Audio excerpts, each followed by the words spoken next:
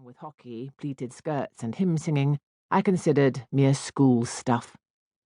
I reckoned it was time to put away these childish things when I began to think about applying to university. But I reckoned without my mother. She was the quintessence or parody of a vicar's, then a bishop's, wife, a formidable memory for parishioners' names and faces and gripes, a way of sailing down a street in her Hermes scarf, a kindly but unbending manner with the daily and the gardener, faultless charm on any social scale, in any key. How knowingly she could level with the tight-faced, chain-smoking women from the housing estates when they came for the Mothers and Babies Club in the crypt. How compellingly she read the Christmas Eve story to the Barnardo's children gathered at her feet in our drawing room.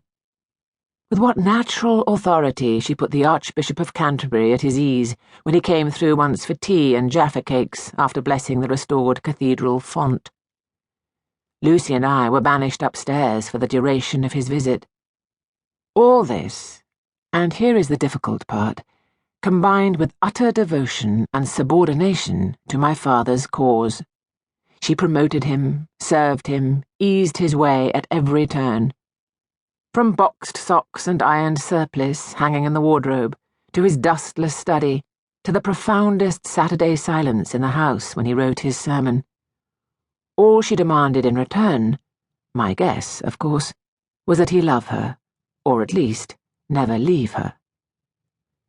But what I hadn't understood about my mother was that buried deep beneath this conventional exterior was the hardy little seed of a feminist.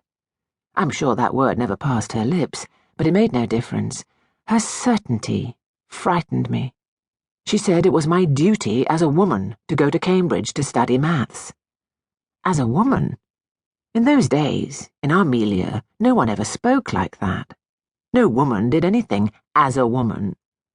She told me she would not permit me to waste my talent. I was to excel and become extraordinary. I must have a proper career in science or engineering or economics. She allowed herself the world oyster cliché.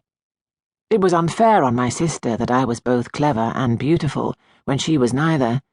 It would compound the injustice if I failed to aim high. I didn't follow the logic of this, but I said nothing.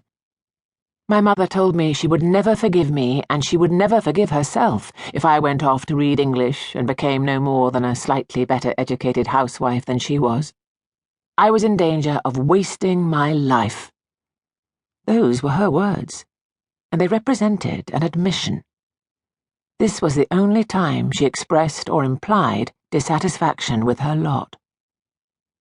Then she enlisted my father. The bishop was what my sister and I called him.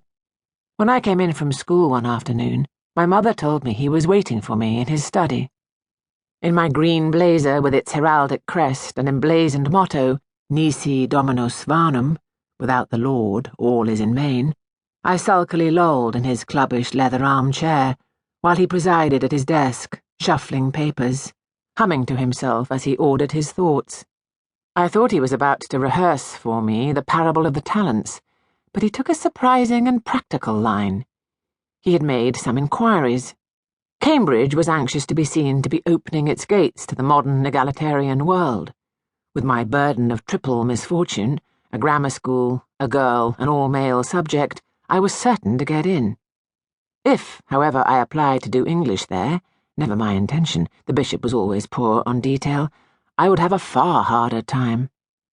Within a week, my mother had spoken to my headmaster.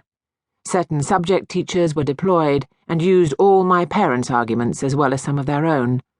And of course, I had to give way. So I abandoned my ambition to read English at Durham or Aberystwyth, where I'm sure I would have been happy, and went instead to Newnham College, Cambridge, to learn at my first tutorial, which took place at Trinity, what a mediocrity I was in mathematics. My Michaelmas term depressed me, and I almost left.